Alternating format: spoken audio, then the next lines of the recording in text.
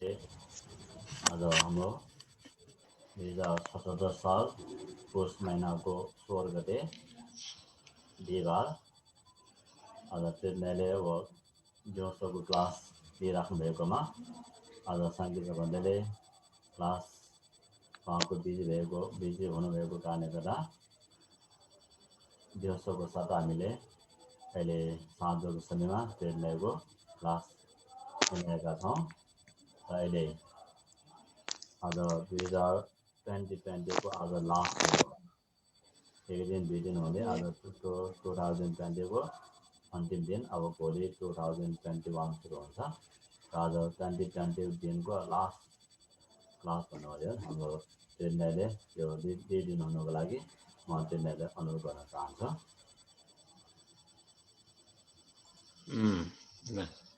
नमो तस्स भगवतो अरहतो सम्मा सम्बुद्धस्स। श्रद्धे बोलियान भन्टेलाई वन्दना, सबैलाई मङ्गल मैत्री कामना। अब आजको मेरो विषय अस्तिकै एउटा निरन्तरता हो, अस्तिकै च्याप्टरको निरन्तरता हो। त्यसो भनेको सद्धर्म कविताको मध्यम वर्ष अन्तर्गत बुद्ध र बुद्धवादको कुरा गर्दै थिएँ र यस अन्तर्गत अनात्मको बारेमा हामीले कुरा गर्दै थियौँ र अनात्मको बारेमा कुरा गर्ने क्रममा हामीले अनित्य, दुःख र अनात्म यो तीनवटा मध्ये अलिकति बुझ्न गाह्रो विषयको रूपमा अस्ति हामीले यस बारेमा विश्लेषण गरिसके। अनित्यलाई सहज रूपमा बुझ्न सकिन्छ, सामान्य रूपमा हैन। अब त्यसलाई गम्भीर रूपमा जुन एउटा चाहिँ उदयव्य ज्ञानको रूपमा बुझ्नलाई त ध्यान भावना नै गर्नुपर्छ। तर बौद्धिक रूपमा मात्र भन्न खोजेको मैले, बौद्धिक रूपमा अनित्य संसार छ भनेर भन्नुमा चाहिँ कुनै पनि किसिमको विवाद छैन, सबैले स्वीकार गरिरहेको हुन्छ। त्यस्तै दुःख पनि अब कसैले हैन संसारमा दुःख पनि छ सुख पनि छ भनेर भनिन्छ, तर बुद्धले सुख भनेर जुन भनिरहेको हो त्यो पनि वास्तवमा दुःखै हो भनेर भन्नुभएको छ। र अलिकति हामीले विचार गर्यो भने बौद्धिक रूपमा यो संसार त दुःखै हो भन्ने किसिमले हामी भन्ने निष्कर्षमा पुग्छौं। र धेरै विद्वानहरूले यस सम्बन्धमा आफ्नो विचार पनि व्यतीत गरिसकेको चाहिँ छ हैन। धेरै मै हुँ भन्ने, यो संसारमा दुःख मात्र होइन सुख पनि छ, अझ सुखै सुखमा जीवन जिउन सकिन्छ भनेर भन्नेहरूले पनि अन्तिम अवस्थामा यो वास्तवमा बुद्धले भनेको जस्तै दुःखमय नै भएको रहेछ, दुःखमय नै वास्तवमा हो भन्ने किसिमले चाहिँ बुद्धले भनेको कुरालाई नै स्वीकारेर गएको भन्ने कुरा हामीले पहिला पनि गरिसकेका छौं। त यो दुःख, बुद्धको दुःख सत्य जुन चाहिँ छ त्यो दुःख भन्ना साथै एकदमै निराश हुने किसिमले संसार दुःख छ भनेर भनेको होइन उहाँले। उहाँको आशय के हो त भन्दाखेरि दुःखमय संसारलाई कसरी त्यसलाई चाहिँ निराकरण गर्ने, दुःखलाई कसरी निराकरण गर्ने, दुःखबाट कसरी मुक्त हुने भन्ने सम्बन्धसँग गाँसिएर यो दुःख सत्यको विवरण दिएको हो।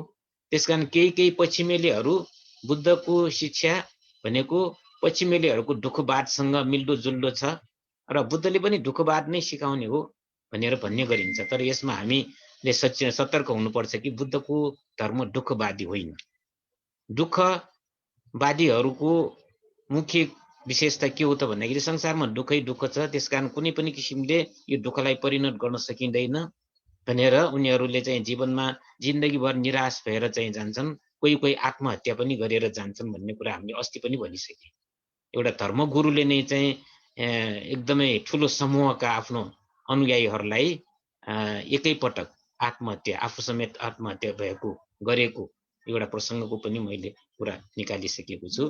तर बुद्धको शिक्षामा दुःख छ तर त्यसको कारण पनि छ, त्यसको निराकरण पनि हुन सक्छ, त्यो निराकरण गर्ने मार्ग पनि छ भनेर पूर्ण रूपमा चतुर्थ सत्यको चाहिँ जुन कुरा गरेको चाहिँ छ त्यो भनेको एकदमै जीवनप्रति छ न एकदमै के हो त मतलब चाहिँ अप्टिमिस्टिक हुने हैन, निराश नभइकन आशावादी हुने किसिमको कुरा बुद्धले सिकाउनु भएको कुरा भनेर भनिसके।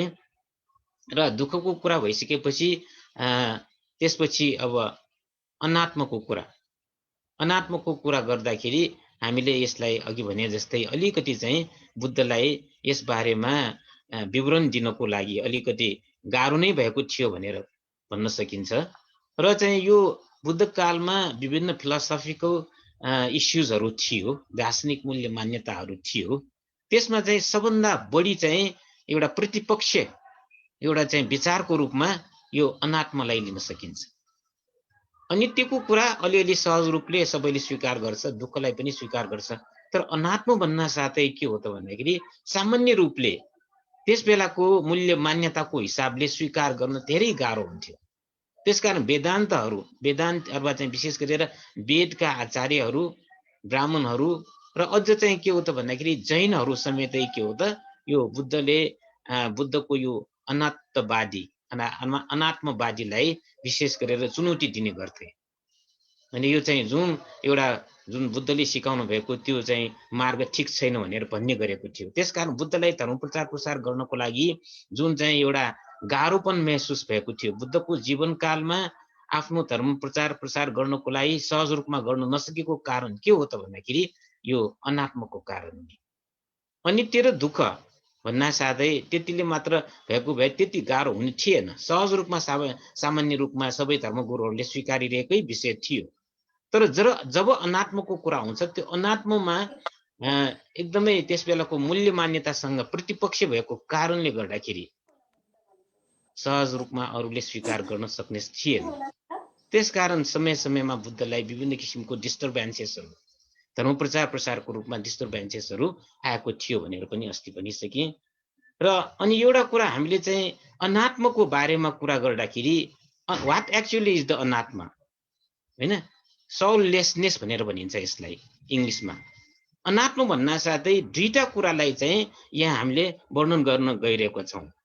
एउटा के हो त भन्दाखेरि कुनै पनि वस्तु, कुनै पनि परिस्थिति हैन हाम्रो अधीनमा छैन, आफूले भने जस्तो हुँदैन, त्यो हिसाबले अनात्म हो। आफूले आफ्नो भन्नु चाहिँ ठिक छैन, आफ्नो भनेर त्यसलाई चाहिँ हामीले कुनै पनि किसिमले आफ्नो हक दाबी गर्न सक्ने त्यस्तो परिस्थिति हुँदैन। कुनै पनि हाम्रो चाहिँ होइन व्यक्ति विशेष भयो, कुनै पनि परिस्थिति आफ्नो भनेर भन्नु यदि चाहिँ भन्न सक्ने हो भने आफ्नो भएको भए त आफूले भने जस्तो हुनुपर्ने। तर आफूले भने जस्तो केही हुँदैन भनेपछि त्यसलाई चाहिँ मेरो भनेर भन्नुको कुनै औचित्य छैन। त्यसकारणले अनात्म हो भन्ने एउटा कुरा हो भने अर्को कुरा के हो त भन्दाखेरि यो शरीरभित्र जुन एउटा चाहिँ हाम्रो चाहिँ होइन चेतनाको रूपमा चाहिँ भइरहेको चाहिँ छ, त्यसलाई चाहिँ त्यो भित्र चाहिँ आत्माले काम गरिरहेको हुन्छ। बुद्धको टिचिङ्समा, बुद्धको शिक्षामा होइन 6 वटा आयतन, बाहिरको आयतन र भित्रको आयतनको चाहिँ संगठनबाट अथवा चाहिँ स्पर्शबाट के हुन्छ त विज्ञान उत्पत्ति हुन्छ, हैन। विशेष गरेर चक्षु र स्रोतबाट चाहिँ चक्षु विज्ञान, स्रोत र शब्दबाट स्रोत विज्ञान, एवं प्रकारले होइन मतलब चाहिँ 6 वटा भित्रको आयतन र बाहिरको आयतन मिलेर चाहिँ विज्ञान उत्पत्ति हुन्छ। त्यही नै हो जीवनको चाहिँ मूल कुरा भनेको, हैन। तर चाहिँ वेदान्तीहरू अथवा चाहिँ आत्मवादीहरूले के भन्छ त भन्दाखेरि त्यो बाहेक पनि एउटा आत्मा छ। आँखा र रूपको सम्मिश्रणबाट जुन देख्ने काम गर्दछ त्यो देख्ने काम भनेको आत्माको कारणले भएको हो।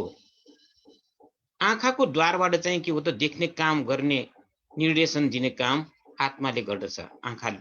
त्यस्तै कानबाट सुन्ने जुन गरिन्छ त्यो आत्माको कारणले हुन्छ भनेर यसरी एउटा चाहिँ एउटा अजर, अमर, नित्य, ध्रुव र शाश्वत, कहिले पनि चाहिँ होइन मतलब चाहिँ परिवर्तन नहुने अजर अमरको त्यस्तो आत्मा भएको कारणले हामी चाहिँ यस्तो किसिमले चाहिँ होइन आँखाले देख्ने, नाकले सुँघ्ने, जिब्रोले रस चाख्ने यस्तो किसिमको चाहिँ हाम्रो एउटा चाहिँ के हो त यस्तो कार्यकलाप चाहिँ हामीले गर्न सकिरहेका छौँ भन्ने किसिमले यसरी चाहिँ भनेको चाहिँ छ। यसकारण चाहिँ दुईटा कुरा है, एउटा के हो त आफूले भने जस्तो हुँदैन, त्यसकारण अनात्मा। अनि अर्को आफ्नो हाम्रो शरीरभित्र एउटा चाहिँ यस्तो पदार्थ चाहिँ छ, यस्तो एउटा चेतना चाहिँ छ जुन चाहिँ अजर अमर नित्य ध्रुव र शाश्वत हुन्छ, त्यो आत्मा।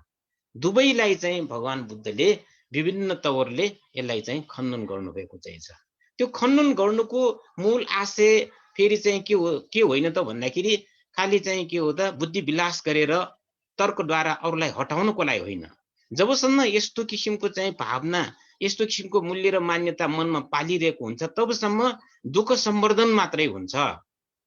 मूल कुरा त दुःखलाई चाहिँ हैन, दुःख निराकरण गर्ने हो, दुःखबाट मुक्त हुने हो भने यस्तो किसिमको विचारले यो आत्मवादी, दुवै किसिमको आत्मवादीको कारणले गर्दाखेरि मानिसहरूले पूर्ण रूपमा मुक्त हुने जुन एउटा चाहिँ हैन उनीहरूको एउटा कामना हुन्छ त्यो प्राप्त गर्न नसक्ने भएकोले अनात्मको उपदेश दिएको भन्ने किसिमको कुरा चाहिँ छ। हामीले अस्ति अनन्त लक्षण सूत्रको पनि कुरा गरे र अर्को चाहिँ के हो त, हामीले केही त्यो कुमार काश्यपको चाहिँ यो पायासी राजन्य सूत्रको पनि केही कुरा गरिसके। अब यसैलाई कन्टिन्यू गर्यौं। अब हामी आज म स्क्रिन शेयर गर्न गइरहेको छु। सर यसमा छ नि, आत्मा भनेको मनलाई लिएको भन्नु पर्यो हैन सेकेन्ड विचारमा? सेकेन्ड विचारमा मन भनेको र आत्मामा के फरक छ भन्दाखेरि अब अहिलेलाई यति मात्र बुझौं, चित्त, मन र आत्मा होइन। चित्त र मन भन्ना साथै प्रत्येक क्षण चाहिँ के हो त, शीघ्र गतिले उत्पत्ति हुने र विनाश भइरहेको हुन्छ। त्यो चाहिँ के हो त, चित्त अथवा मन भयो। तर आत्मा भन्ना साथै कुनै पनि समयमा त्यो परिवर्तन नहुने, त्यो रिजिड, एकदमै ठोस होइन, परिवर्तन नहुने, अपरिवर्तनशील, त्यसलाई चाहिँ आत्मा भन्ने किसिमको जुन एउटा उपनिषदमा अजर अमर नित्य ध्रुव शाश्वतको कुरा चाहिँ छ, त्यस्तो किसिमको कुनै वस्तु छैन भन्ने कुरा भगवान बुद्धले भन्नुहुन्छ। र उपनिषदवादीहरूले यही चाहिँ विषय मुख्य कुरा हो भनेर भन्नुहुन्छ। कुरा त्यही फरक हो। अब फर इक्जाम्पल अब हामीले सामान्य रूपमा भन्ने हो भने परिवर्तनशील आत्मा छ भनेर चाहिँ हामीलाई चाहिँ कसैले यदि भन्न चाहिँ लगायो भने त्यो कुरालाई चाहिँ हामीले स्वीकार गर्न त्यति गाह्रो हुँदैन। आत्मा छ तर त्यो परिवर्तनशील आत्मा छ भनेर भन्यो भने, जब त्यो आत्मा परिवर्तनशील छ भने त्यो परिवर्तनशील भित्र परेको होइन भनेपछि चाहिँ त्यसलाई चाहिँ त्यो चित्तकै रूपमा लिन सकिन्छ। तर यहाँ आत्मा भन्ना साथै होइन अब 5 वटा डेनोमिनेसनको कुरा आउँछ, अजर हुन्छ, अमर हुन्छ, नित्य हुन्छ, ध्रुव हुन्छ, शाश्वत हुन्छ हैन। त्यसकारण यो पनि छ भने अनि अब यसको सम्बन्धमा एउटा तर्क पनि के गर्छ भन्दाखेरि, यदि मानिसहरुमा आत्मा छैन, म र म हुँ भन्ने चाहिँ यस्तो भावना चाहिँ यदि चाहिँ हैन म भन्ने कुरा छैन भने कसले सुख भोग्ने त, निर्वाण कसले प्राप्त गर्ने त भन्ने किसिमको कुरा छ। यो मिलिने प्रश्नमा पनि छ। विशेष गरेर मिलिने प्रश्नमा नागसेन भन्टेले हैन, नागसेन भन्टेलाई मिलिन्दले सोधेको थियो हैन। अब नागसेन भन्टेको सबभन्दा मूल चाहिँ पहिलो प्रश्न नै के थियो, नागसेन भन्टेलाई सोधेको मूल पहिलो क्वेशन के थियो त भन्दाखेरि पुद्गल नैरात्माको कुरा। पुद्गल भनेर चाहिँ यो व्यक्ति त्यो व्यक्ति भनेर चाहिँ जुन हामीले आइडेन्टिफाई गरिरहेका हुन्छौं त्यो वास्तवमा छैन। जसरी एउटा रथमा रथ भन्ने कुरा चाहिँ हामीले एउटा समृद्धि सत्यको रूपमा मात्र लिइरहेका हुन्छौं। रथमा चाहिँ चक्का हुन्छ, धुरी हुन्छ हैन, त्यसमा बस्ने सिट हुन्छ हैन, छत हुन्छ आदि इत्यादि हुन्छन्। र ती सबै कुरा चाहिँ एक एक गरेर त्यो सबै स्पेयर पार्ट्सहरु चाहिँ सबै निकाल्यो भने के हुन्छ त, त्यहाँ रूप भन्ने कुरा हुँदैन हैन। त्यस्तै किसिमले चाहिँ अब हामीले चाहिँ अस्ति सायद अभिधर्म पनि चाहिँ अब यो कुरा आइसकेको छ। बिना चाहिँ छ, बिनाको तारलाई चाहिँ एकदमै स्पर्श गर्यो भने के निस्किन्छ त भन्दाखेरि आवाज निस्किन्छ हैन, साउन्ड निस्किन्छ हैन। त्यो बिनाको आवाजले एक मन्त्र मानिसहरु एकदमै मुग्ध हुन्छन्। तर त्यो आवाज कहाँ छ त, बिना भित्र छ त भन्दाखेरि बिनालाई टुक्रा टुक्रा गरेर हामीले हेर्यो भने त्यो बिना भित्र आवाज हुँदैन। त्यो सुमधुर आवाज कहाँ छ भन्ने कुरा खोज्न सकिँदैन। त्यस्तै किसिमले यहाँ मानिसहरु आत्मा छ भनेर भ्रममा परिरहेकाहरु को हो त भन्दाखेरि बिना भित्र चाहिँ आवाज लुकिरहेको छ, भित्र आवाज छ भन्ने किसिमले चाहिँ विचार गरेर बसिरहेको समान हुन् भन्ने किसिमले पनि हामीले यहाँ भन्न सकिन्छ। बिनाबाट चाहिँ आवाज आउनको लागि हैन। रमाइलो जुन चाहिँ एउटा चाहिँ संगीतमय चाहिँ आवाज आउनको लागि के हुनुपर्छ त भन्दाखेरि बिना त एउटा माध्यम मात्र हो, त्यसमा चाहिँ होइन विभिन्न तारहरू चाहिँ एकदमै राम्ररी कसिएको हुनु पर्यो, त्यसमा झङ्कार गर्ने चाहिँ व्यक्ति हुनु पर्यो हैन। यसरी चाहिँ विभिन्न कारणले गर्दाखेरि आवाज निस्किने हो, तर बिना भित्र नै आवाज लुकिरहेको त हुँदैन नि। त्यस्तै किसिमले हाम्रो यो पञ्चस्कन्ध शरीर पनि के हो त, रूप वेदना संज्ञा संस्कार विज्ञान मात्रै हो।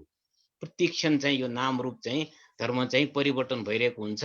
यहाँ आत्मा भनेर एकदम एउटा चाहिँ ठोस चाहिँ पुद्गलको रूपमा चाहिँ कोही पनि छैन भन्ने किसिमले भन्न खोजिएको हो। अब यहाँ अब यो हामीले चाहिँ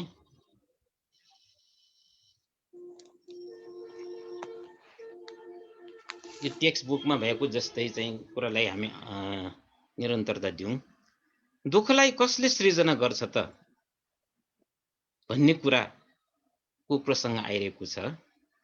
दुःखलाई अब सामान्यतया आफूले उत्पादन गर्दछ भन्नु पनि उचित छैन रे, अरूको कारणले उत्पन्न हुन्छ भन्नु पनि उचित छैन, आफू र अरूको संयुक्त प्रयासले उत्पन्न हुन्छ भन्नु पनि उचित छैन। त्यसो भए के दुःख भनेको बिना कारण उत्पन्न हुन्छ त भन्ने प्रश्न गर्दा बुद्धले आफूले गरेर उत्पन्न भएको भन्दा चाहिँ एउटा शाश्वत दृष्टि हुन जान्छ। आफू भन्ने शब्द भयो त्यहाँ, अरूले गरेर उत्पन्न भएको भन्दा उच्छेद दृष्टि हुन्छ, जुन दुवै कुरा चाहिँ अति हो, एक्सट्रिम हो। बरु चाहिँ शाश्वत र उच्छेद बीचको मार्ग अनुसार भन्ने हो भने दुःख प्रतीत्य समुत्पन्न भएको हो। दुःख भनेको चिज अनायासै उत्पत्ति हुने होइन, त्यसको लागि चाहिँ प्रतीत्य समुत्पन्न हुने भनेको के हो त, अब प्रतीत्य समुत्पादको कुरा हुन्छ। अविद्याको कारणले नै संस्कार बन्छ, संस्कारको कारणले नै नामरूप, नामरूपको कारणले षडायतन, षडायतनको कारणले स्पर्श, स्पर्शको कारणले वेदना, वेदनाको कारणले तृष्णा, तृष्णाको कारणले उपादान हैन। यसरी चाहिँ हैन वेदना पचया तृष्णा, तन्हा, तन्हा पचया उपादान, उपादान पचया भव, भव पचया जाति, जाति पचया जरा मरण हैन। यस्तो किसिमले चाहिँ के हो त उपायास आदि इत्यादि हैन। एवमे तस्य केवलस्य दुःख खण्डानं उपजति भनेर यसरी चाहिँ यो दुःख भनेको कसरी आउँछ भने एवमे तस्य केवलस्य दुःख खण्डानं उपजति, दुःख चाहिँ यसरी उत्पत्ति हुन्छ, यो प्रतीति समुत्पन्न भएर उत्पत्ति भएको हो हैन। यो 12 वटा कडीलाई नै विशेष रूपमा चाहिँ के हो त यो चाहिँ प्रतीति समुत्पादको कडी भनेर भनिन्छ भने त्यो नै चाहिँ के हो त बुद्धले दुःख उत्पत्ति हुने एउटा चक्रको रूपमा लिएको चाहिँ छ। त्यसकारण वेदना पचया तन्हा हैन, जब चाहिँ हुन्छ अब दुःखको सम्वर्धन हुने भयो, वेदना पचया प्रज्ञा भयो भने दुःखबाट टाढा हुने भयो भन्ने किसिमले अब सायद प्रतीति समुत्पादको कुरा सुन्दाखेरि त्यो क्लासमा चाहिँ भइसकेको हुन सकिन्छ। त्यसकारण दुःख कसले सृजना गर्दछ भनेर भन्यो भने त्यहाँ चाहिँ एउटा कर्ताको कारणले होइन, कर्ता भनेर जुन हामीले विचार गरिरहेका छौँ त्यहाँ कर्ता पनि कोही छैन भन्ने किसिमले यहाँ भन्न खोजेको हो। यदि कर्ता छ भने त्यहाँ शाश्वत दृष्टिको कुरा हुन्छ, छैन भन्यो भने उच्छेद दृष्टिको कुरा हुन्छ, दुवै चाहिँ के हो त अन्त हो भनेर यसरी चाहिँ एउटा चाहिँ सम्झाउन खोजेको हो। तर यो यसरी चाहिँ हामीले बौद्धिक रूपमा जुन हामीले चाहिँ विश्लेषण गर्दाखेरि पनि हामीलाई पूर्ण रूपमा कन्फिडेन्ट होइन, पूर्ण रूपमा हामीले ठ्याक्कै चाहिँ अनात्तको कुरा चाहिँ हामीले बुझ्न चाहिँ गाह्रो नै हुन्छ जबसम्म हामीले हैन यसलाई भाविता गरिँदैन, भाविता गरिँदैन र भावनामय प्रज्ञाबाट चाहिँ हामीले यो थाहा पाउँदैन, तबसम्म हामीलाई धेरै गाह्रो हुन्छ भन्ने कुरा चाहिँ बार बार बुद्धले भन्नुभएको चाहिँ छ। त्यसकारण चाहिँ होइन एकाइनो अयं भिक्खवे मग्गो सत्तानं विशुद्धिया भनेर बार बार चाहिँ भगवान बुद्धले चाहिँ होइन अन्य ठाउँमा पनि यस्तै आशयको कुराहरू भन्नुभएको चाहिँ छ हैन। एकाइनो अयं भिक्खवे मग्गो सत्तानं विशुद्धिया, विशुद्धि हुनको लागि के हो त भन्दाखेरि एउटै मात्र मार्ग छ हैन। काय कायन पश्य वेदना पश्यति, चित्ते चित्तानुपश्य, धम्मे धम्मानुपश्यको कुरा यसरी नै आउँछ। त्यसमा प्रतीति समुत्पादको कुरा त्यसलाई चाहिँ बुझ्नको लागि चाहिँ यो जुन एउटा सतीपट्ठानको कुरा एकदमै महत्त्वपूर्ण चाहिँ छ।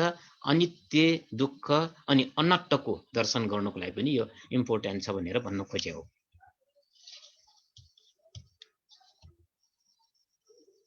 अनि अब यहाँ एउटा तर्क पनि दिएको छ यो पुस्तकमा, आत्मा भएको भए विकास निमित्त प्रयास गर्नुपर्ने आवश्यकता नै रहन्न।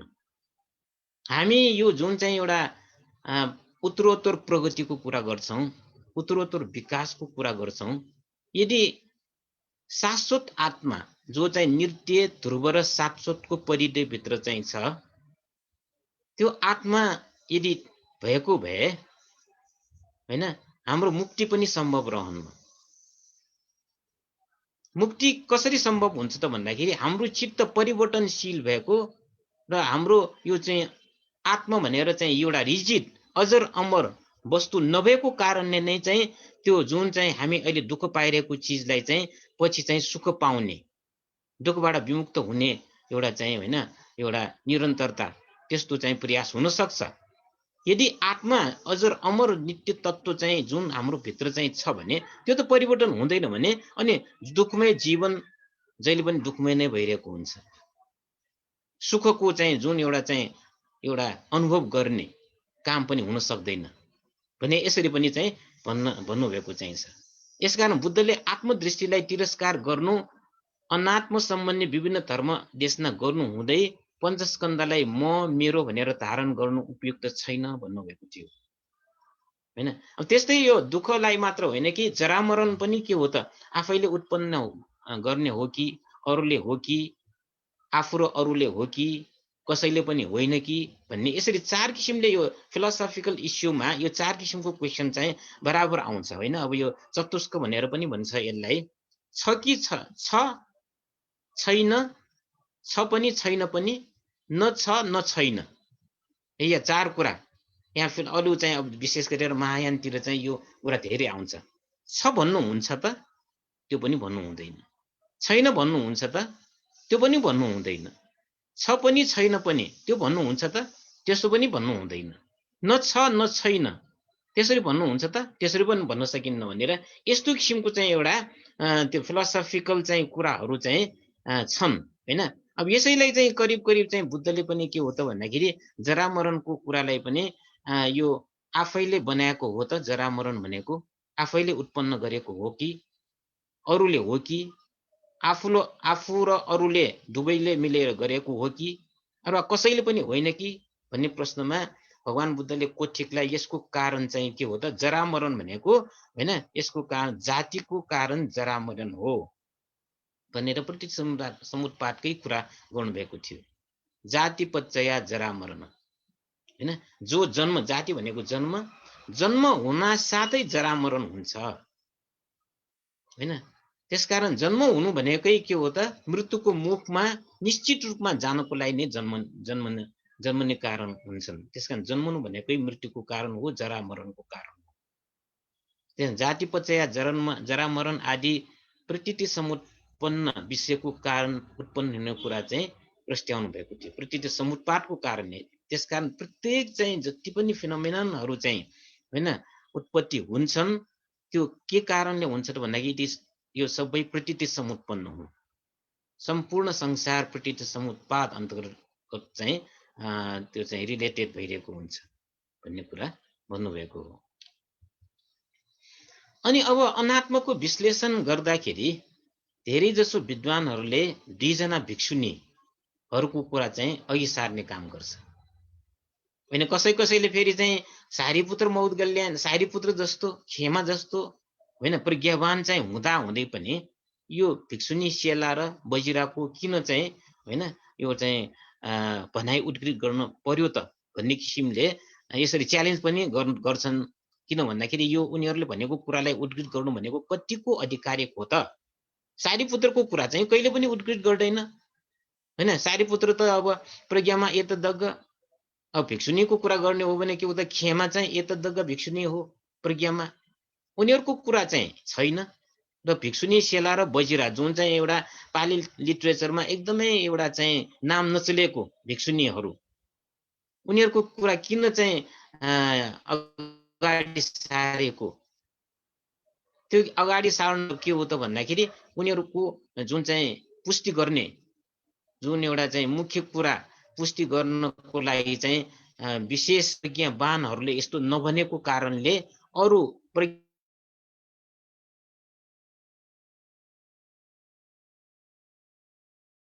प्रज्ञावान नआउने भन्ने किसिमले मतलब धेरै जसोले च्यालेन्ज पनि गर्छन् हैन। अब त्यही पनि चाहिँ के हो त भन्दाखेरि हामीले मिलिन्न प्रश्न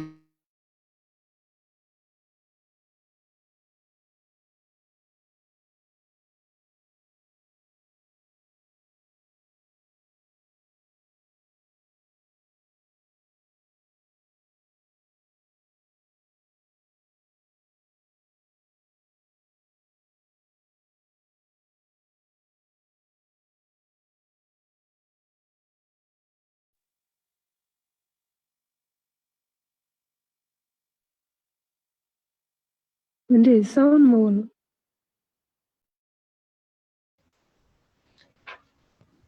त्रिरत्न सर नै भएछ, नेट गयो जस्तो त्रिरत्न सरकोमा। बन्द जुल बन्द भयो। पनि लोड सेयरिङ अन बत्ती गयो। लोड सेड लाइनहरु किन त धोरा हो, नेट स्लो भयो होला।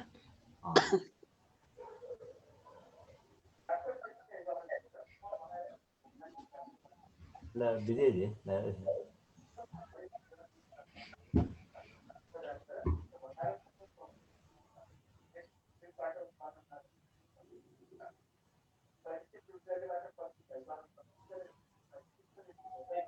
हलाजन सोला ट्याब्लेट जुन हलाजन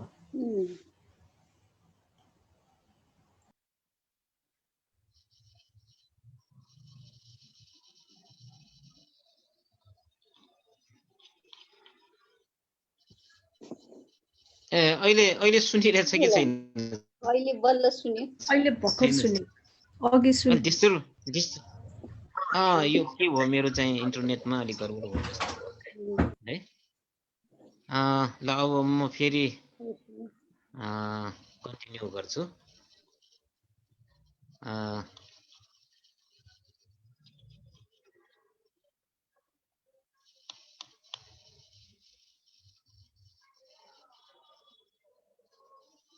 त्यसकारण सेला र बजिरा भिक्षुनीको सम्बन्धमा पनि उहाँहरूको कुरा उद्धृत गरेको भन्ने कुरा हामीले गरे। महादेव पुत्रलाई सेला भिक्षुनीले यो शरीर वा आत्मभाव आफूले बनाउने होइन, यो कार्य कारणले उत्पन्न हुन्छन्। जसरी खेतमा बिउ पर्न साथै त्यसमा पानी, हावा, घाम आदिको कारणले अंकुरित भए जस्तै नै आयतन धातुहरू कारण धर्मले उत्पन्न हुन्छन् र कारण निरोध हुँदा ती धर्महरू पनि निरोध हुन्छन्। त्यसमा कार्य कारणको कारणले यो चाहिँ उत्पन्न हुने स्वभाव हो हैन। त्यसकारणले कार्य कारणको कारणले होइन, कार्य कारणले निर्माण हुने भएकोले यसलाई चाहिँ यो मेरो र म भन्नु हुँदैन भन्ने किसिमको कुरा चाहिँ गर्नुभएको छ भने, त्यसै भिक्षुनी बजिराले पनि अनात्मवादको कुरा पुष्टि गर्नको लागि चाहिँ हैन मिलिन्द प्रश्नको प्रसङ्ग तथा चाहिँ बुद्धघोषाचार्यहरूबाट चाहिँ बुद्धघोषाचार्यहरूबाट रथको उदाहरणबाट अनात्म सिद्ध गरेको उहाँको पाली प्रसङ्ग होइन, उहाँको प्रसङ्ग पाली साहित्यमा प्रख्यात छ भनेर दुईजना भिक्षुनीले अनात्मको बारेमा महत्त्वपूर्ण विश्लेषण गरेको भन्ने कुरा चाहिँ यहाँ उल्लेख गरेको छ।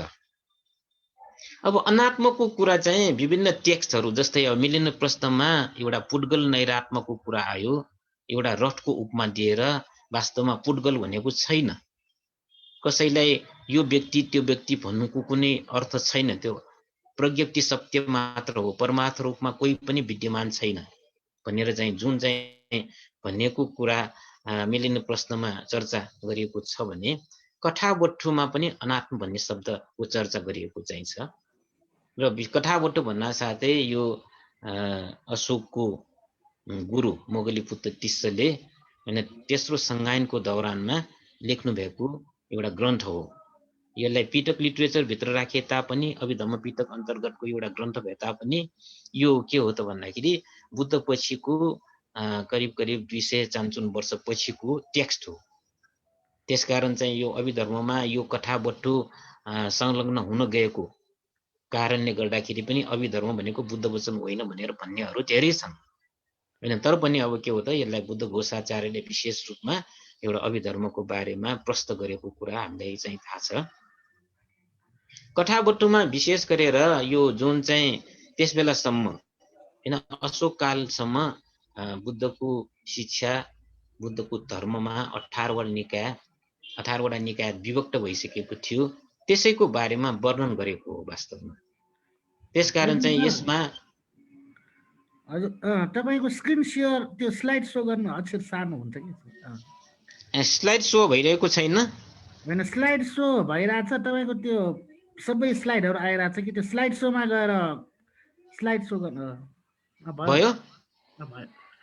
ठिकै छ ल। त्यसकारण कथाबट्टु अथवा कथावस्तुमा अनात्म भन्नेको कुरा गर्दाखेरि कथावस्तुमा पुड्गल सत्व भनेको लक्षण, आधारस्थल, उत्पत्तिकाल, परमार्थ, धर्मपुञ्जको हिसाबले उपलब्ध नभएको सिद्ध गरिएको चाहिन्छ। पुड्गल अथवा सत्व भनेको अब हामीले सामान्य हिसाबले भन्नुपर्ने हो मानिस र प्राणी। यिनीहरू भनेको लक्षणको आधारमा पनि, आधारस्थल भनेको कुन चाहिँ ठाउँमा तिनीहरू चाहिँ आधारित भएर बसिरहेका छन्, अनि उत्पत्ति काल कहिले उत्पत्ति हुन्छ हैन, र अनि परमार्थ धर्मको पुञ्जको हिसाबले उपलब्ध नभएको सिद्ध गरिएको चाहिन्छ। हामीले जुन पुड्गल र सत्व भनिरहेको चाहिन्छ त्यो वास्तवमा छैन। न यसको लक्षण छ, न यसको आधारस्थल छ, न यसको उत्पत्ति कालको कुरा गर्न सकिन्छ। यस हिसाबले परमार्थ धर्मपुञ्जको हिसाबले परमार्थ रूपमा यो चाहिँ छैन हैन। त्यसकारण चाहिँ यस सम्बन्धमा अनि चाहिँ यो कथाबट्टुमा 3वटा गुरुहरूको बारेमा चर्चा गरिएको चाहिन्छ। 3 प्रकारका गुरुहरूको आत्मवाद बारेमा वर्णन गरिएको चाहिन्छ। त्यो के हो त भन्दाखेरि, पहिलो प्रकारका धर्मगुरुले यस जन्म तथा अर्को जन्ममा आत्मा छ भन्ने गर्छन्। यस जन्ममा पनि आत्मा छ, अर्को जन्ममा पनि आत्मा छ भनेर जुन दृष्टिकोण राख्छन् उनीहरूलाई शाश्वत दृष्टिको रूपमा चित्रण गरिएको चाहिन्छ। दोस्रो गुरुले यस जन्ममा आत्मा छ, अर्को जन्ममा छैन भनेर भन्छन् भने त्यसलाई उच्छेद दृष्टि भनिन्छ। र तेस्रो गुरुले यस जन्ममा पनि आत्मा छैन, अर्को जन्ममा पनि छैन भनेर बुद्धवादसँग सामिप्यता राख्छन् भनेर उल्लेख गरेको चाहिन्छ। त्यसकारण यो जुन कथाबट्टुमा यो जुन पुड्गल सत्वको सम्बन्धमा विभिन्न धर्मगुरुहरूको दृष्टिकोणको हिसाबले 3 प्रकारका धर्मगुरुहरूको विवरण चाहिँ छ। यो हिसाबले चाहिँ हैन कथाबट्टुमा चाहिँ वर्णन गरेको छ। तर चाहिँ अब हैन यसलाई समालोचना गर्नेहरूले यो जुन चाहिँ कथाबट्टुमा लेखिएको 3 जना गुरुहरूको विभिन्न आफ्नो दृष्टिकोणको कुरा चाहिँ वास्तवमा पाली साहित्यमा कहाँ पनि भेटिँदैन। विशेष गरेर श्रीमती राइस डेभिस है भयो, यसको धेरै चर्चा आउँछ यो अनात्म सम्बन्धी कुरा गर्दाखेरि। राइस डेभिसको कुरा अस्ति पनि गरिसके। उहाँ चाहिँ हैन अब पालिटेक सोसाइटी जुन चाहिँ इस्टेब्लिसमेन्ट गर्यो लन्डनमा, त्यसका प्रणेता हो। उहाँ श्रीमती हो। श्रीमान श्रीमती मिलेर विशेष रूपमा चाहिँ सम्पूर्ण बुद्ध वचन पाली साहित्यलाई एउटा रोमनाइज गर्ने काम चाहिँ गरेको र विशेष रूपमा चाहिँ उहाँ पनि धेरै संलग्न हुनुहुन्थ्यो विदुषीको रूपमा श्रीमती राइस डेभिस।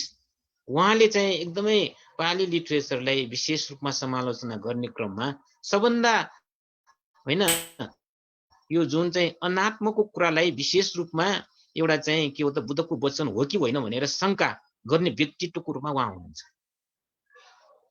उहाँले स्पष्ट रूपमा चाहिँ बुद्धले यो जुन चाहिँ अनात्मा भनेर भनेको मतलब चाहिँ यो आत्मै छैन भनेर भनेको होइन, आत्मा पुरा चाहिँ छैन भनेर भन्न खोजिएको होइन। यो आत्मा छैन भनेर भन्ने काम चाहिँ पछिका चाहिँ अर्थकथाचार्यले मात्र गरेको हो। बुद्धको चाहिँ प्रारम्भिक टिचिङ्समा यो आत्मा भन्ने कुरा चाहिँ नभएको भनेर बुद्धले कहीँ पनि भन्नुभएको छैन भनेर विभिन्न उदाहरण दिने काम चाहिँ गरेको थियो। एउटा पनि महत्त्वपूर्ण कुरा हो।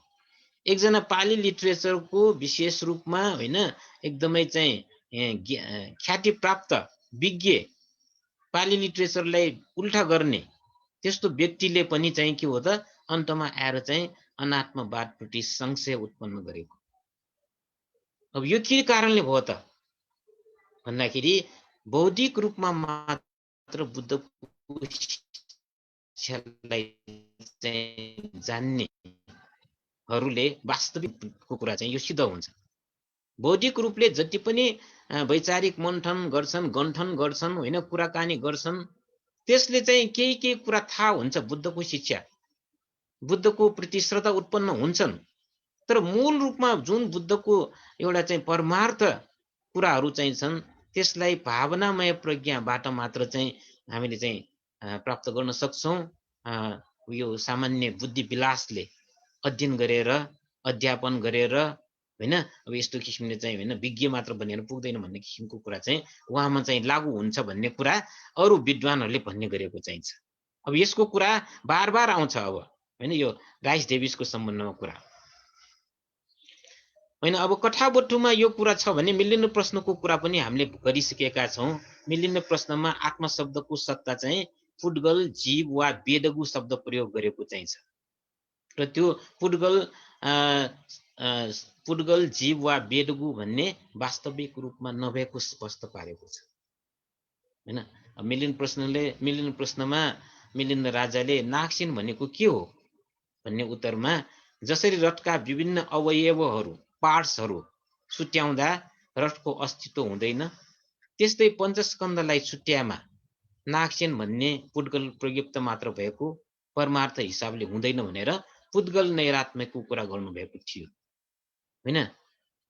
न चाहिँ यो विभिन्न शारीरिक यो रूप नागसेन हो, न वेदना नागसेन हो, न संज्ञा नागसेन हो, न संस्कार नागसेन हो, न विज्ञान नागसेन हो। टुक्रा टुक्रा गरेर विभज्य गरेर हामीले हेर्यो भने त्यहाँ चाहिँ वास्तविक रूपमा कोही पुड्गल, जीव वा वेदगु भन्ने शब्द चाहिँ हुँदैन, वेदगु भन्ने हुँदैन अथवा जीव भन्ने हुँदैन भन्ने कुरा यहाँ चाहिँ मिलिन्न प्रश्नमा अघि पनि भनिसके। यो कुरा चाहिँ बजिरा भिक्षुनीले चाहिँ भन्नुभएको कुरालाई यहाँ उद्धृत गरेको हो।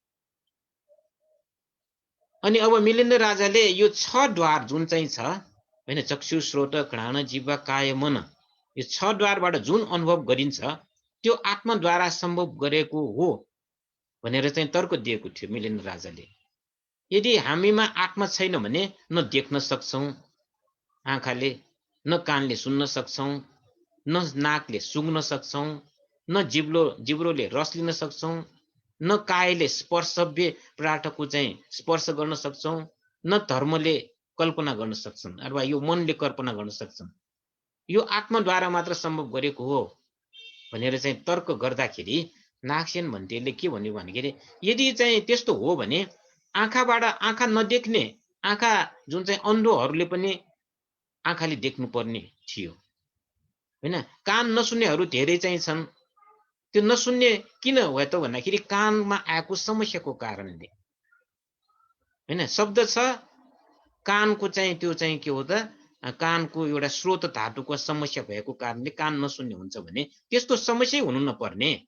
आत्माको कारणले नै सुन्ने हो भने त कानमा जस्तो सुकै डिस्टर्बेन्स आओस्, आँखामा जस्तो सुकै डिस्टर्बेन्स आओस्, नाकमा जस्तो सुकै डिस्टर्बेन्स आए तापनि मतलब सबै कुरा चाहिँ गर्न सक्ने क्षमता हुनु पर्थ्यो नि भन्ने किसिमको कुरा चाहिँ जवाब दिनुभएको थियो मिलिन्द राजालाई। त्यो हिसाबले त्यसकारण त्यसमा चाहिँ अब होइन मिलिन्द राजाले ओहो यस्तै कुरा हो, तपाईँको कुरा म अभिनन्दन गर्छु, होइन भनेर यसरी भन्नुभएको थियो। अब अट्ठकथा, होइन, अट्ठकथा भनेपछि अब के हो त तेस्रो लेयरको साहित्य। पहिलो लेयर भनेको पिटक लिटरेचर हो, दोस्रो लेयर भनेको अनुपिटक हो, तेस्रो लेयर भनेको अट्ठकथा हो, होइन। अब हामीले चाहिँ अघिको जुन कथावस्तुको कुरा गर्दाखेरि यो पहिलो लेयरको लिटरेचर हो, पहिलो लेयरको साहित्य हो। अनि अनुपिटकको कुरा, मिलिन्न प्रश्नको कुरा गर्दाखेरि अनुपिटक दोस्रो लेयरको साहित्य हो र यो अट्ठकथा भन्न साथै अब तेस्रो लेयरको साहित्य भनेर भन्नुपर्छ। हुन त अब अट्ठकथा भनेको वास्तवमा पिटक लिटरेचरलाई नै विश्लेषण गरेको, विश्लेषणात्मक रूपमा चाहिँ प्रस्तुत गरेको ग्रन्थहरू हुन्, यो कुरा हामीलाई थाहा होला। हैन। जस्तै अब धम्मपदको कुरा गर्दाखेरि धम्मपद पाली हुन्छ, त्यसमा चाहिँ 423 वटा चाहिँ गाथाहरू सरस्वती पढ्ने हो। तर चाहिँ धम्मपद अट्ठकथामा त्यो 423 वटा जुन गाथाको बारेमा विश्लेषण गरेको हुन्छ।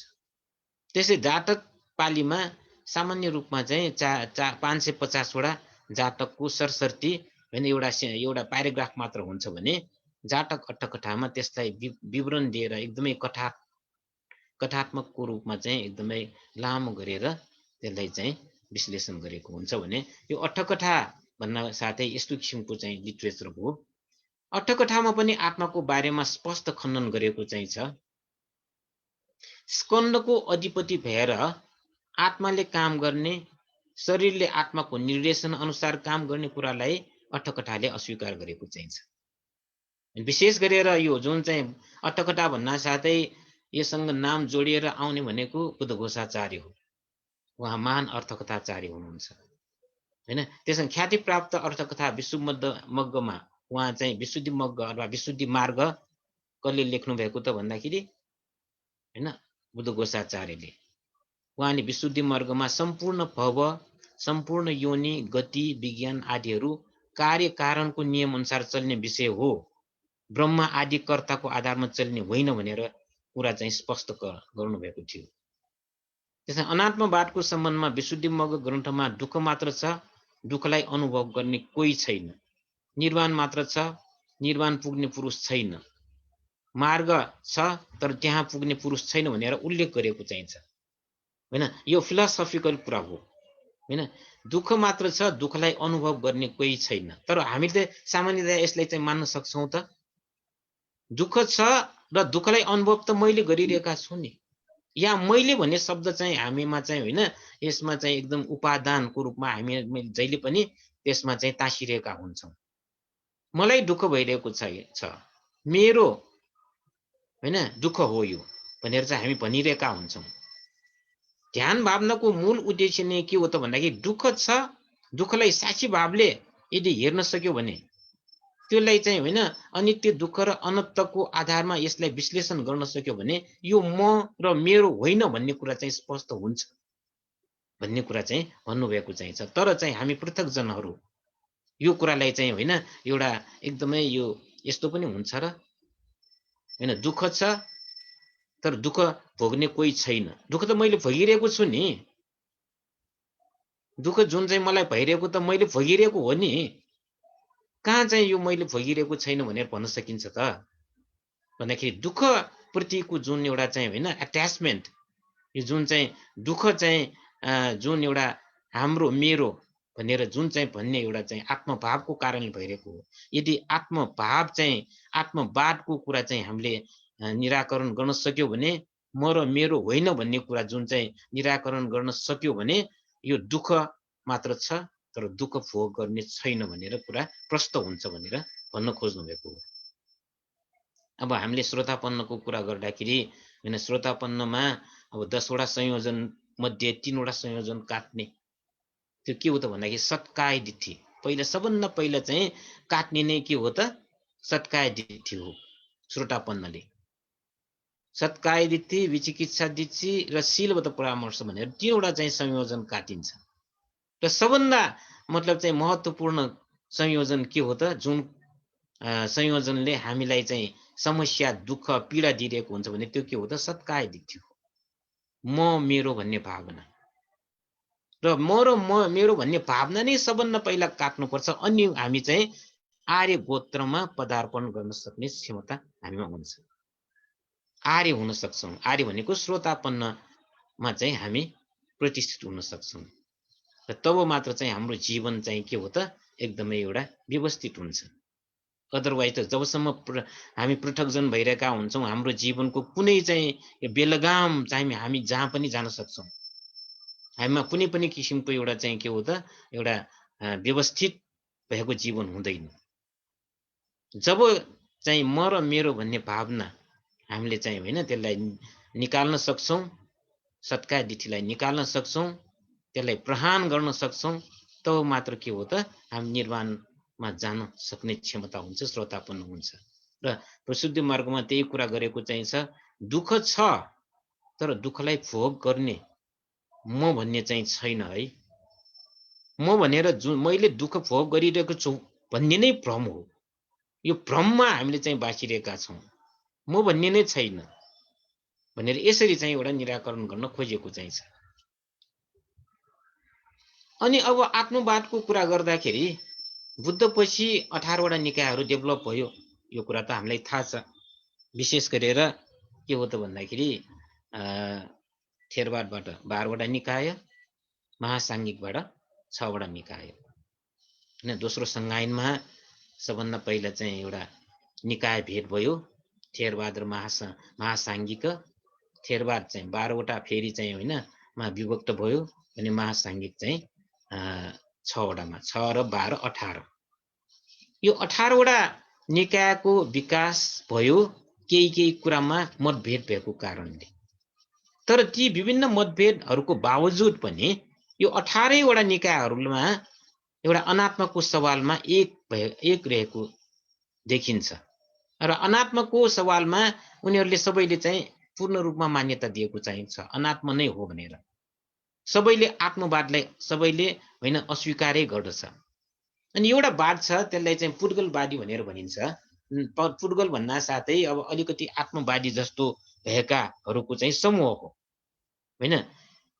अब 17 वटा निकायले त पूर्ण रूपमा अनात्मा नै भएको भन्ने कुरा स्वीकार गर्दछ भने पुर्गलवादीहरूले अलिकति चाहिँ के हो त भन्दाखेरि पूर्ण रूपमा होइन, त्यो पनि त्यो आत्मालाई अलिकति केही रूपमा चाहिँ यो स्वीकार गरेको जस्तो चाहिँ अरूले ठान्छन्। तर पछि उनीहरूले स्पष्टीकरण गर्दाखेरि हामीले यो बुद्धले चाहिँ जुन अनात्माको कुरा गरेको हो त्यसलाई चाहिँ हामीले अस्वीकार गरेको होइन। हामीले यो चाहिँ केही कुरा चाहिँ बुद्धले भनेको कुरा अनुसार नै चाहिँ के हो त, केही चाहिँ अनात्मवादको केही कुरालाई चाहिँ बढी एक्जागरेसन गरेर अरू निकायले गरेको कुरालाई मात्र हामीले खण्डन गरेको हो। तर हामी वास्तवमा प्योरली अनात्मवादी नै हो भनेर उनीहरूले खण्डन गरेको पनि छ। तर पनि अलिअलि चाहिँ के हो त, पुर्गलवादीहरूले आत्मालाई मानेको जस्तो किसिमको भान छ भन्ने किसिमले अरूहरूले चाहिँ भन्ने गरेको चाहिन्छ। त्यसकारण चाहिँ यो 18 वटा निकायमा पूर्ण रूपमा चाहिँ के हो त आत्मवादलाई चाहिँ अस्वीकार गरेको हामीले देख्छौँ। अनि अब 18 निकायको कुरा आइसकेपछि एउटा बुद्धको टिचिङ्स, बुद्धको धर्म चाहिँ 18 वटामा निकायमा विभक्त भएको कुरा पनि छ भने कालान्तरमा यो चाहिँ 18 वटा निकायलाई चाहिँ 4 वटा चाहिँ फिलोसफिकल स्कुलको रूपमा डेभलप भएको हामी देख्छौँ। अब यी 4 वटा एउटा चाहिँ स्कुल भन्ना साथै के हो त, सर्वास्तिवाद, सौत्रान्तिक, माध्यमिक र युगाचार हैन। सर्वास्तिवादले सर्व अस्तिवाद र सबैको अस्तित्वको कुरा गर्छन्। सौत्रान्तिकले सूत्रहरूलाई मात्र मान्यता दिनुपर्छ, बुद्धको वचनलाई मान्यता दिनुपर्छ भन्ने कुरा गर्छन्। माध्यमिक भन्ना साथै शून्यवाद हो र युगाचार भनेपछि चित्त मात्रताको कुरा हो। अब यहाँ अरू सर्वास्तिवादको र यो चाहिँ सौत्रान्तिकको कुरा नगरौँ। यो किताब अनुसार चाहिँ माध्यमिक र युगाचारहरूको केही प्रसङ्ग यहाँ चाहिँ उल्लेख गरेको छ। माध्यमिकवादी भन्ने साथै उनीहरूको यो शब्दबाट नै मध्यम मार्गवादी, बुद्धले जुन मध्यम मार्गको कुरा गरेको हो त्यही शब्दलाई चाहिँ पैँचो लिएर माध्यमिकवादी भएको हो। र उनीहरूले के हो त भन्दाखेरि शून्यवादको कुरा गर्छन् र उनीहरूले जुन अनात्माको कुरा गर्छन् त्यो अनात्माको कुरा थेरवादीहरूले भन्दा पनि अझ बढी जोड दिन्छन्। थेरवादीहरू जति अनात्मवादी हो त्यो भन्दा बढी चाहिँ माध्यमिकहरू बढी अनात्मवादी हो। अब थेरवादीहरूले चाहिँ विशेष गरेर पञ्चस्कन्धलाई चाहिँ मान्छन्। पञ्चस्कन्धलाई चाहिँ होइन, अब हामीले अभिधर्म पढ्दाखेरि चित्त, चेतसिक, रूप र निब्बान 4 वटा परमार्थ भनेर मान्छौँ नि होइन। हामीले अध्ययन गर्दाखेरि चित्त, चेतसिक, रूप, निब्बान भनेको 4 परमार्थ धर्म। तर यो अब माध्यमिकवादीहरूले त यो जुन चाहिँ 4 परमार्थ भनेर जुन चाहिँ छ त्यसलाई पनि मात्र प्रयुक्त मात्र हो, परमार्थ रूपमा नभएको भनेर यसरी चाहिँ फेरि उनीहरूले कुरा गर्छन्। केही पनि छैन, सबै शून्य छ भन्ने कुरा चाहिँ उनीहरूले गर्छन्। त्यो हिसाबले त अनात्मवादलाई अझ बढी हैन बढी चाहिँ उनीहरूले मान्यता दिएको कारण चाहिँ हुन गयो हैन। त्यसकारण शून्यतावादमा त आत्मसम्बन्धी धारणाको खण्डन त हुने नै भयो हैन। हैन अब यो शून्यवादको कुरा गर्दाखेरि यो नागार्जुनको कुरा आउँछ। ईस्वी 150 तिरको नागार्जुनले यो शून्यवादको विश्लेषण गर्नुभएको हो हैन। शून्यवादको कुरा गर्दाखेरि केही पनि छैन, सबै शून्य छ भनेर भन्नुभएको हो। तर चाहिँ वास्तवमा यसको चाहिँ एटिमोलोजीको कुरा गर्दाखेरि कुनै पनि वस्तुको स्वतन्त्र अस्तित्व छैन भन्न खोजेको हो। सबै कार्य कारणबाट निर्मित हुने भएकोले कुनै पनि एउटा वस्तुको अस्तित्व हैन पूर्ण रूपमा स्वतन्त्र अस्तित्व नभएकोले त्यसलाई शून्य भनेको हो भन्ने किसिमले उनीहरूले स्पष्टीकरण गर्छन्। तर हामीले शून्यवाद भन्दा साथै केही पनि छैन भन्ने किसिमले बुझिरहेका हुन्छौँ नि हैन। तर वास्तवमा अध्ययन गर्नेहरू विद्वानहरूले विज्ञहरूले यस सम्बन्धमा गर्दाखेरि यसको वास्तविक अर्थ कुनै पनि वस्तुको स्वतन्त्र अस्तित्व चाहिँ छैन, सबै प्रतीति समुत्पन्न हुन् भन्ने कुरा जुन बुद्धले भनेको कुरालाई नै उनीहरूले दोहोर्याएको हो हैन। त्यसकारण चाहिँ यो शून्यवादको चाहिँ जुन वकालत गर्नेहरू विश्लेषण गर्नेहरूले प्रतीति समुत्पादलाई आधार मान्छन् र त्यसको आधारमा पुड्गल नैरात्मको कुरा जोड तोडले उठाउँछन् अथवा आत्मवादलाई चाहिँ पूर्ण रूपमा निषेध गर्छन्। त्यस हिसाबले यो नागार्जुनले चाहिँ विशेष गरेर हैन यसरी चाहिँ शून्यवादको कुरा गर्नुभयो भने वसुबन्धु जुन चाहिँ पहिला सर्वास्तिवाद थियो, सर्वास्तिवादी भनेको थेरवाद अन्तर्गत एउटा वाद, तर पछि चाहिँ के हो त उसको दाइ हैन भन्छ हैन असङ्गको संगतमा परेपछि उसले चाहिँ स्थविरवाद अथवा के हो सर्वास्तिवादलाई त्यागेर ऊ चाहिँ के हो त योगाचार अथवा चित्त मात्रतामा चाहिँ त्यो वादमा ऊ सम्मिलित हुनु पुग्यो र उसले चाहिँ एउटा चाहिँ हैन अब यो चित्त मात्रको बारेमा पनि ग्रन्थ लेखेको चाहिँ छ। वसुबन्धुले अभिधर्म कोश पनि लेखेको छ एउटा सर्वास्तिवादको रूपमा भने, अर्को चाहिँ के हो त चित्रमातामा चाहिँ एउटा चाहिँ के हो त योगाचारको ग्रन्थहरू पनि लेखेको चाहिँ छ।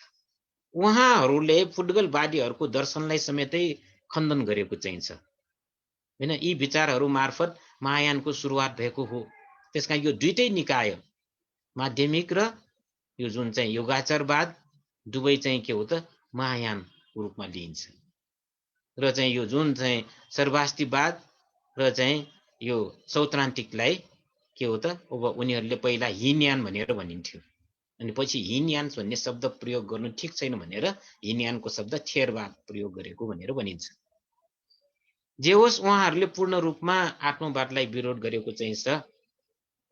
अब शून्यवादको कुरा अलिकति चाहिँ हामीले गरौँ। शून्यवादमा आत्मसम्बन्धी धारणाको खण्डन हुने किसिमले यसरी उल्लेख गरेको छ जुन चाहिँ वास्तवमा थेरवादीहरूलाई पनि अलिकति चाहिँ अलमलमा पार्ने किसिमको चाहिँ एउटा धारणा अनि सामान्य रूपमा हैन।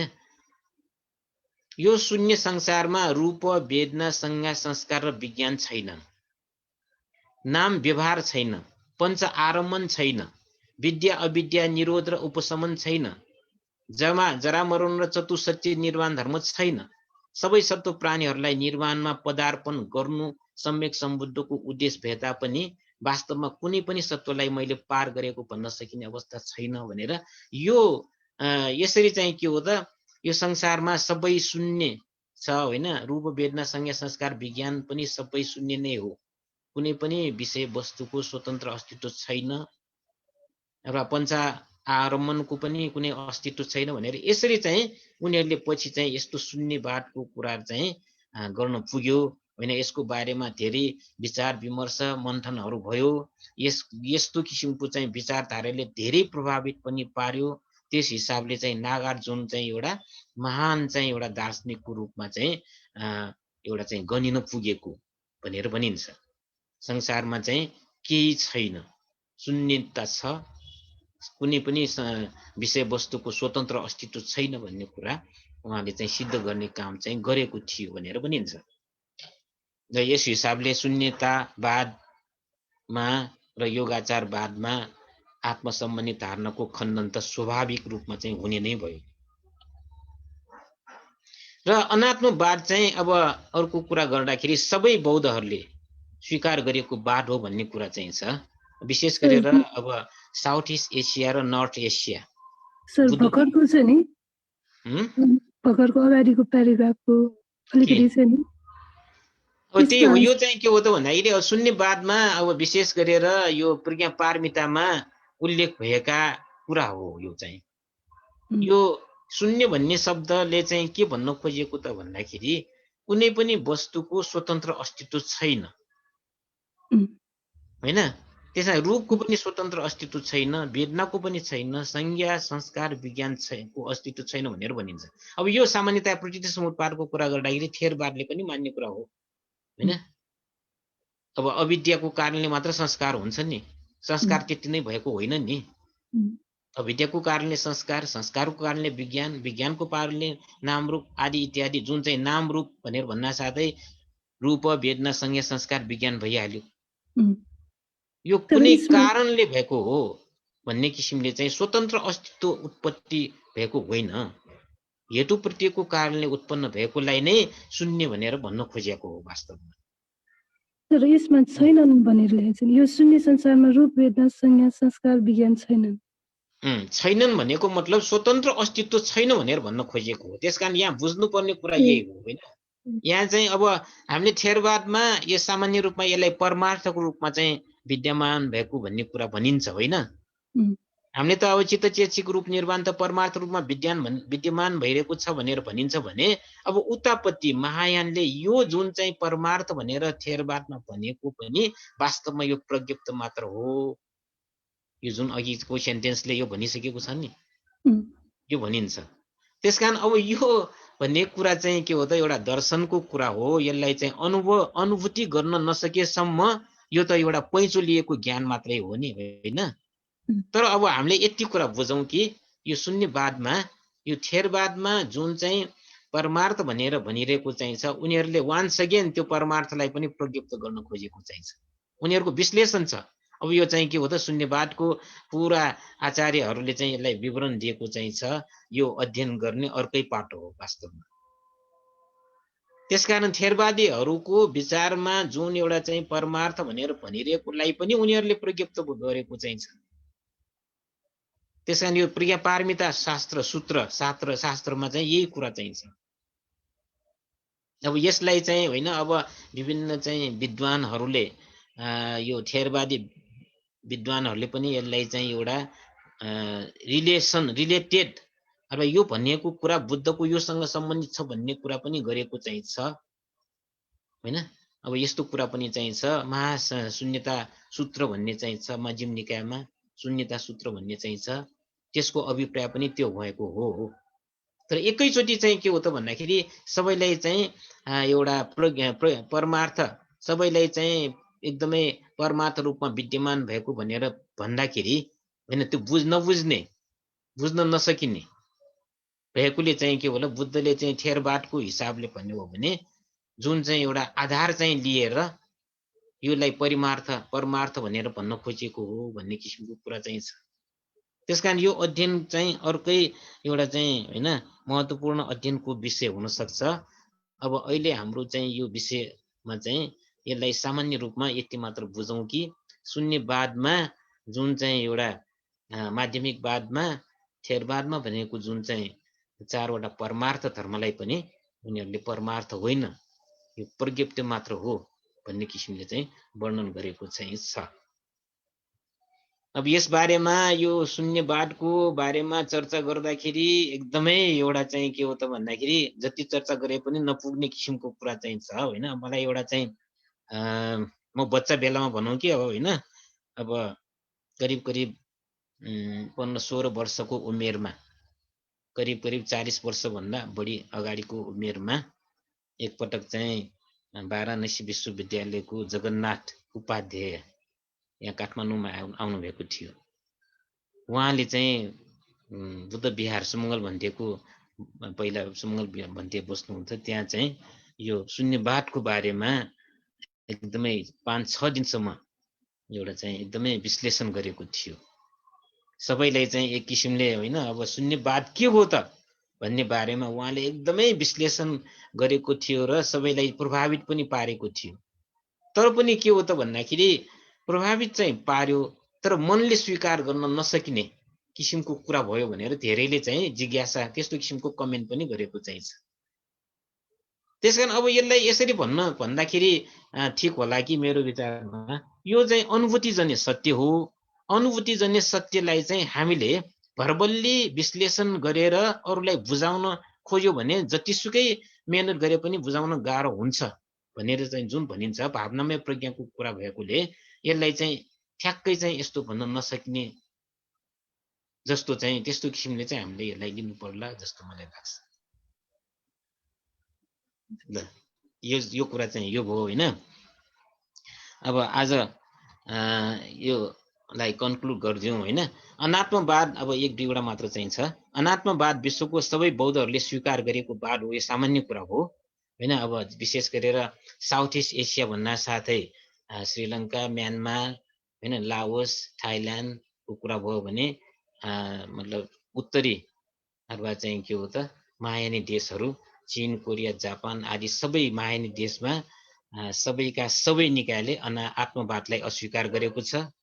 प्राध्यापक सुजुकी भन्न साथै जापानको उहाँले चाहिँ बुद्धवादमा विज्ञान धातुलाई नित्य, ध्रुव र असंस्कृत धातु उत्पन्न नहुने र कुनै पनि आत्माको अस्तित्व नभएको र भयभरका संस्कार धर्महरू कर्म नियम अनुसार कारण धर्मको कारणले उत्पन्न हुने कुराको जिकिर गर्नुभएको चाहिँ छ। अथवा चाहिँ के हो त कर्म नियम अनुसार कारण धर्मको कारणले, प्रतीत समुत्पादको कारणले, अर्को शब्दमा जति पनि उत्पत्ति हुन्छ त्यसको चाहिँ कारण त्यो हो भन्ने कुरा भन्दै आत्माको अस्तित्व नभएको भन्ने कुरा चाहिँ गर्नुभएको छ। यसरी अनात्मवाद विश्वका सबै बौद्धहरूले विश्वास र स्वीकार गरेको वाद हो। प्रतीत समुत्पादको चित्र बनाएर यो चाहिँ होइन। अब थेरवादमा पनि यस्तो चलन चल्ती चाहिँ छ भने अझ चाहिँ महायान देशहरूमा त चित्र नै लेखेर एउटा विभिन्न चाहिँ होइन मानिसहरूकै आकृति लेखेर प्रतीत समुत्पादको विवरण चाहिँ दिने गर्दछ। यो अनात्मवादलाई चाहिँ के हो त बुझाउनको लागि। आत्मा भन्ने छैन होइन। चीन, तिब्बत र भारतको अजन्तामा चित्रको माध्यमबाट प्रतीत समुत्पादको विश्लेषण देखाएको चाहिँ छ। त्यो देखाउनुको उद्देश्य पनि आत्मवादको जुन एउटा चाहिँ सिद्धान्तलाई निराकरण गर्नको लागि के हो त खण्डन गर्नको लागि, बुद्धको अनात्मवादलाई बुझाउनको लागि भन्ने किसिमको कुरा गरेको चाहिँ यो लेखिएको चाहिँ छ। यसरी यो आत्माको सत्ता अनात्म भन्ने बारेमा विवरण दिने काम चाहिँ भएको चाहिँ छ।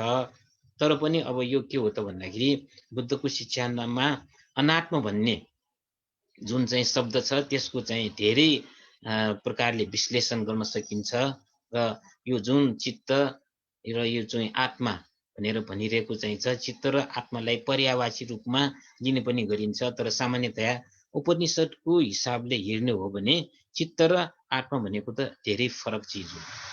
उनीहरूले डिस्क्राइब गरेको आत्मा जुन अजर अमर नित्य ध्रुव शाश्वत भनेर चाहिँ आत्मालाई भनिन्छ भने चित्त भन्न साथै एक चुटकी बजाउँदाखेरि शतसहस्र कोटि उत्पत्ति र विनाश हुने, ठ्याक्कै उल्टो होइन। त्यसकारण परिवर्तन भइरहेको चित्तको कारणले नै चाहिँ के हो त हाम्रो प्रगति हुन्छ। यदि आत्मा जस्तो चाहिँ अजर अमर नित्य ध्रुव शाश्वत भनेर चाहिँ यदि आत्मालाई चाहिँ भन्ने हो भने त्यस्तो आत्मा छ भने कुनै पनि किसिमले हामीले विकास गर्न सकिँदैन। आफ्नो चित्त जस्तो छ त्यस्तै हुन्छ होइन, आफ्नो स्थिति जस्तो छ त्यस्तै हुन्छ भन्ने किसिमले एउटा निष्कर्षमा पुगेर एउटा चाहिँ के हो त अनात्मवाद चाहिँ किन चाहिन्छ त भन्दाखेरि हाम्रो जीवनमा एउटा चाहिँ दुःखबाट चाहिँ सुखमा परिणत गर्नुको लागि पनि के हो त अनात्मवादको कुरा चाहिन्छ होइन। हामीले आफैलाई चाहिँ एउटा के हो त विभिन्न समस्याहरू सामना गर्नको लागि पनि अनात्मको कुरा चाहिन्छ होइन। अस्ति पनि एउटा चाहिँ मैले सूत्र भने होइन, एउटा धम्पटको कुरा गरेँ होइन। पुता मथि धनम अथि इति बालो विहयति अत्ताही अतनो नथि कुतो पुत्ता कुतो धनम। एउटा महत्त्वपूर्ण धम्पटको गाथा हो होइन। मेरो पुत्र छ, मेरो धन छ भनेर चाहिँ होइन बालमूर्खहरूले चाहिँ गर्व गर्छन्।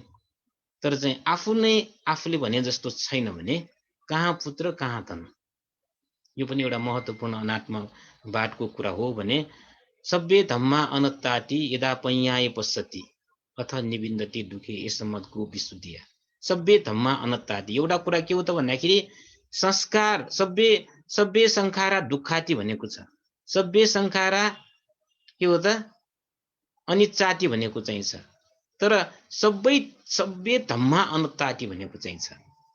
यहाँ धम्मा भन्नु र संस्कार भन्नु चाहिँ के हो त भन्दाखेरि संस्कार भन्ना साथै उत्पत्ति हुने चिजहरू बनी बनाउ चिजलाई संस्कार भनिन्छ भने यो धम्मा भन्ना साथै संस्कृत र असंस्कृत बनी बनाउ चिज र नबनिएको चिज है। अब यहाँ यसरी भन्दाखेरि पनि अलिकति बुझ्न गाह्रो हुन्छ। जुन चिज चाहिँ कसैको प्रयासले बन्छ भने त्यो संस्कृत हो। जुन चिज चाहिँ बन्दै बन्दैन त्यो असंस्कृत हो हैन। त्यसकारण चाहिँ संस्कृत भन्ना साथै अब हामी मानिसहरू संस्कृत भयो। हामी चाहिँ बनी बनाउ हो। यो घर यो चाहिँ विभिन्न किसिमको भौतिक पदार्थहरू बनी बनाउ हो। तर विचार गरौँ त आकाश भनौँ, आकाश बनाएको हो र कसैले? आकाश बनी बनाउ हो र होइन नि। त्यसमा आकाश चाहिँ के हो त असंस्कृत भनेर भन्ने गरिन्छ। त्यस्तै निर्वाणलाई पनि असंस्कृत भनेर भनिन्छ। त्यसकारण सभ्य धम्मा अनत्ताति, संस्कृत धर्म र असंस्कृत धर्म सबै अनात्म हो भनेर कुरा चाहिँ भन्नुभएको चाहिँ त छ। तर चाहिँ के हो त यदा पञ्याय पश्यति, फेरि यहाँ आवश्यक के हो त प्रज्ञा नै थाहा पाउनु पर्छ, त्यतिकैले होइन। यदा पञ्याय पश्यति अथ निविन्दति दुखे। यसो गर्नुको मतलब के हो त? यसको के प्रयोजन त भन्दाखेरि यसो भयो भने के हो त दुःखबाट चाहिँ निर्वेद हुन्छ, दुःखबाट छुटकारा पाउँछ। यही मार्ग हो के हो त विशुद्धिको मार्ग हो भनेर बुद्धले भन्नुभएको कुरा हो। त्यसकारण अनात्माको बारेमा यो जुन चाहिँ बुद्धवादमा विश्लेषण गर्न खोजेको कुरा चाहिँ यो संक्षिप्त रूपमा सारांश रूपमा मैले चाहिँ भन्न खोजेको हो हैन। अब आजलाई चाहिँ यति नै गरौँ हैन। अब फेरि अर्को पटकमा चाहिँ अनि यो अनात्म र आत्मको समस्याको बारेमा फेरि चाहिँ यहाँ फेरि एकपटक चाहिँ हामी विचार विमर्श गरौँला। यहाँ आत्मा र अनात्माको जुन बुद्धको समयमा होइन, बुद्धले सबभन्दा बढी च्यालेन्ज के हो त आत्मवादीबाट आएको हो।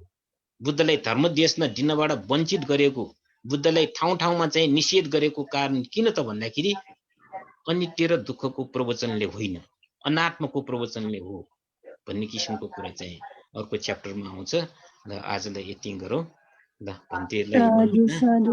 सबैलाई मङ्गल कामना। साधु साधु साधु। तर चाहिँ नि यो असंस्कृत धर्मलाई नित्य धर्म भन्न मिल्छ?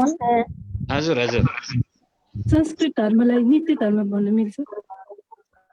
होइन संस्कृत होस् अथवा चाहिँ असंस्कृत होस् होइन। अब यो जुन चाहिँ के हो त असंस्कृत धर्म भनेर जुन चाहिँ भनेको चाहिँ छ त्यो चाहिँ के हो त अब यो जुन आकाश निर्वाण भनेर जुन भनिन्छ त्यो चाहिँ के हो त यो हाम्रो चाहिँ यो लोकोत्तर अथवा लोकबाट उत्रेको अरू एउटा चाहिँ असंस्कृत धर्मको भन्ना साथै यसमा अनित्य दुःख अनात्मको चाहिँ प्रभाव पर्दैन भनेर भन्न खोजेको हो। संस्कृत धर्म भन्ना साथै के हो त अनित्य हो हैन। संस्कृत धर्म भन्ना साथै दुःख हो। तर चाहिँ के हो त यो अनात्मको कुरा गर्ने हो भने संस्कृत र असंस्कृत दुवै चाहिँ के हो त अनात्म हो। यहाँ एउटा चाहिँ महत्त्वपूर्ण सन्देश छ यसमा। हामीले तीनवटा गाठाको कुरा त थाहा छ नि होइन। सभ्य संखारा अनिच्चाति, सभ्य संखारा दुःखाति, सभ्य धम्मा अनत्ताति। सभ्य संखारा अनत्ताति भनेको छैन नि, सभ्य धम्मा अनत्ताति। अनि यो औटकटाचार्यले यो संस्कार दुःख चाहिँ के हो सभ्य संखारा दुःखाति भन्यो, सभ्य संखारा अनिच्चाति भन्यो। तर चाहिँ अनित्यको कुरा गर्दाखेरि, अनन्तको कुरा गर्दाखेरि, अनात्मको कुरा गर्दाखेरि सभ्य धम्मा अनत्ताति भन्नुको अर्थ के हो त भनेदेखि यो जुन संस्कृत भए पनि असंस्कृत भए पनि यो आफ्नो अधीनमा छैन है, आफूले भने जस्तो हुँदैन, अनात्म धर्म हो भनेर भन्न खोजेको हो भनेर यो चाहिँ क्लियर गर्न खोजेको हो। ल आजलाई यति गरौँ है। यो दर्शनको कुरा हो। अब यसमा आफूले पनि ड्वेलिङ गर्नुपर्छ होइन। हामी बौद्धिक रूपमा मात्र चिन्तन मनन गरेर बुझ्न सकिन्न भन्ने कुरा त हामीमा छँदैछ। तर पनि यो के हो त इन्फर्मेसन, यो पाली लिटरेचर संस्कृत लिटरेचर भनेको हाम्रो चाहिँ भावनामय प्रज्ञा जगाउनुको लागि एउटा इन्फर्मेसन हो। त्यसैमा सीमित गर्नुपर्छ र त्यसको आधारमा हामी अगाडि बढ्नुपर्छ भन्ने कुरा राख्दै आजलाई सबैलाई चाहिँ फेरि एकपटक नमस्कार। साधु साधु साधु लिभ गरिदिउँ है। हामीले सारेका हौँ र तिनीहरूले जुन समय तिनीहरूले व्यस्त हुनु भएर पनि तिनीहरूले यसरी समय मिलाउनु भएर यो कक्षा लिइदिनु भयो।